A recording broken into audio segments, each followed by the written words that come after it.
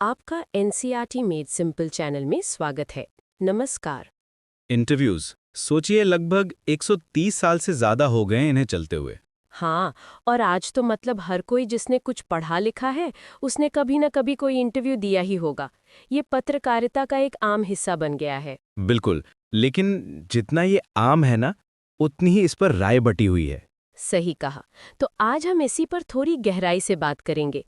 एक तो Christopher Sylvester की किताब की भूमिका है, उसमें इंटरव्यू पर अलग-अलग नजरियों की बात की गई है। हाँ। और फिर अम्बर्टो डीको, उनका एक इंटरव्यू है मुकुंद पद्मनाभन के साथ। उसके कुछ हिस्सों पर भी बात करेंगे। वो खुद क्या सोचते थे अपने काम और शोहरत के बारे में। अच्छा, तो मतलब आज हम ये समझने की कोशिश करेंगे कि इंटरव्यू को लेकर ये जो अलग-अलग कभी-कभी उल्टी बातें कही जाती हैं, वो क्यों हैं? हाँ, और अम्बर्टो इको के बहाने ये भी देखेंगे कि भाई शोहरत और अपने काम को लेकर एक बड़ा लेखक, एक बुद्धिजीवी कैसे सोचता है। चलिए शुरू करते हैं फिर। हम्म तो जैसा हमने कहा, इंटरव्यू आम तो है, पर कुछ लोग हैं जो मानते हैं कि ये सच जानने का बढ़िया तरीका है, एक कला है। हाँ, वो तो है। लेकिन फिर दूसरी तरफ देखिए, खासकर जो सेलिब्रिटीज है ना, उन्हें लगता है कि ये उनकी जिंदगी में दखल है, जैसे कुछ छिन रहा हो उनसे। वीएस नाइपॉल का उदाहरण है। उन्हें लगता था कि इंटरव्यू लोगों को घायल कर देते हैं। घायल? बाप रे। हाँ, जैसे वो अपना एक हिस्सा खो देते हैं। और वो एलिस इन वंडरलैंड वाले लुइस कैरल, उन्हें तो इंटरव्यू देने वालों से जैसे सचमुच का डर लगता था, कभी दिया ही नहीं इंटरव्यू। बिल्कुल। और रडियार्ड किपलिंग तो और आगे बढ़ गए। उन्होंने तो उसे अनैतिक कहा, अपराध कहा। अरे हाँ, कायराना और घिनौना तक कह दिया। उनकी पत्नी कैरोलिन ने अपनी डायरी में लिखा भी है कि कैसे बोस्टन के 2 रिपोर्टर्स, उन्होंने उनका पूरा दिन ही खराब कर दिया था। उफ, ये तो काफी सख्त रवैया है ना? पर मजेदार बात यह है कि यही किपलिंग कुछ साल पहले खुद मार्क ट्वेन का इंटरव्यू ले चुके थे। अच्छा। वैसा ही हमला जैसा वो कह रहे हैं। अच्छा, ये तो विडंबना है। बिल्कुल। एच.जी. वेल्स ने भी इसे इंटरव्यू की कठिन परीक्षा कहा था। पर मजे की बात यह है कि वो खुद अक्सर इंटरव्यू देते थे। हाँ। और बाद में तो उन्होंने जोसेफ स्टालिन का इंटरव्यू भी लिया। अरे वाह। और सॉल बेलो, उन्होंने तो इसकी तुलना अपनी सांस की नली पर अंगूठे के निशान से की थी। ओ, कितना नाटकीय है। हम्म तो इतनी सब नेगेटिव बातें हैं, फिर भी मानना तो पड़ेगा कि इंटरव्यू कम्युनिकेशन का एक बहुत उपयोगी जरिया है। हाँ, वो तो है ही। डेनिस ब्रायन ने लिखा भी है कि आजकल हम अपने समय के लोगों के बारे में जो सबसे साफ छवि बनाते हैं ना, वो अक्सर इंटरव्यू से ही बनती है। सही बात है। इसका मतलब इंटरव्यू लेने वाले के हाथ में काफी ताकत आ जाती है। हाँ, अभूतपूर्व शक्ति और प्रभाव। और इसी शक्ति और प्रभाव के बीच, और वो जो दखलंदाजी वाली बात है, उसके बीच एक व्यक्ति कैसे रहता है। हाँ, यहीं पर अम्बर्टो इको का उदाहरण बहुत दिलचस्प हो जाता है। हाँ, अम्बर्टो इको इटली के प्रोफेसर थे। सेमियोटिक्स यानी संकेतों के अध्ययन के विद्वान। साहित्य, मध्ययुगीन सौंदर्य शास्त्र, और फिर उन्होंने उपन्यास लिखना शुरू किया। और क्या खूब लिखा। उनका उपन्यास द नेम ऑफ द रोज, उसकी 1 करोड़ से ज्यादा प्रतियां बिकी। कमाल है, इतना सब कुछ कैसे करते थे वो। हाँ, यही सवाल उनसे पूछा गया था, तो उनका कहना था कि भाई आखिर में वो हमेशा एक ही काम कर रहे होते हैं। अच्छा, वो क्या? अपने दार्शनिक हितों को, अपने विचारों को ही वो अपने अकेडमिक काम और उपन्यासों के जरिए आगे बढ़ाते हैं। और उनका राज, वो कहते थे कि जीवन में जो खाली जगह मिलते हैं ना, छोटे छोटे अंतराल, जिन्हें वो इंटरेस्टिसेस कहते थे, उनमें काम करना।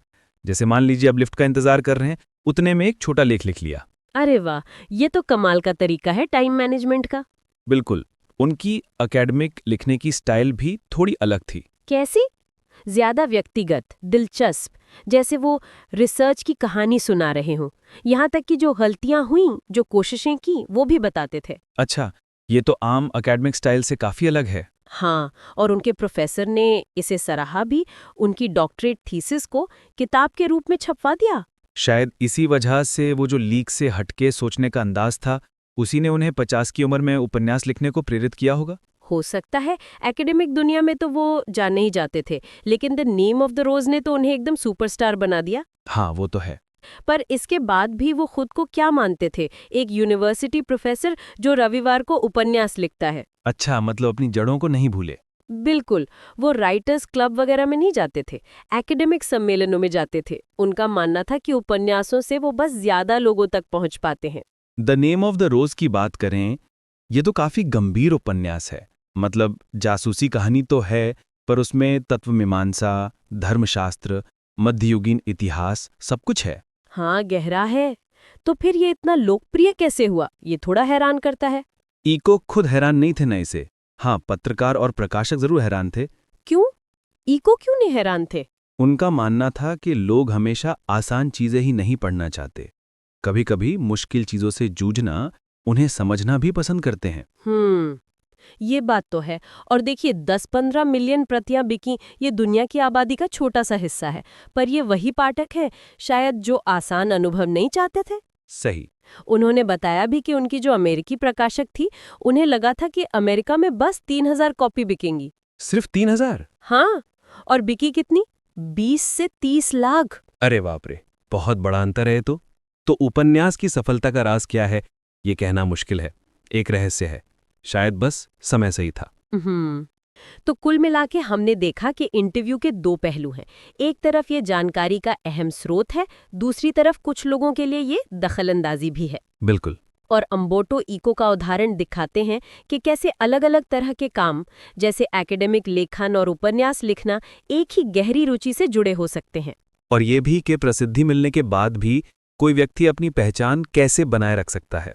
हाँ, और यहीं पर वो डेनिस ब्रायन वाली बात फिर से सोचने लायक है कि इंटरव्यू लेने वाले के पास कितनी शक्ति होती है। हाँ, सही। तो ये एक ज़रूरी सवाल उठता है कि इस शक्ति को देखते हुए और किपलिंग जैसे लोगों के अनुभवों को देखते हुए कि इसमें दखल की संभावना है, इंटरव्यू की प्रक्रिया को कैसे बेहतर बनाया जा सकता है, ताकि एक संतुलन बने। हाँ, संतुलन, जनता की जानकारी पाने की इच्छा और व्यक्ति की निजता, उसका अपनी कहानी अपने तरीके से कहने का अधिकार, इनके बीच एक सही संतुलन कैसे बने, ये सोचने वाली बात है। अगर आपको ये वीडियो अच्छा लगा तो हमारे चैनल को सब्सक्राइब करना ना भूलें।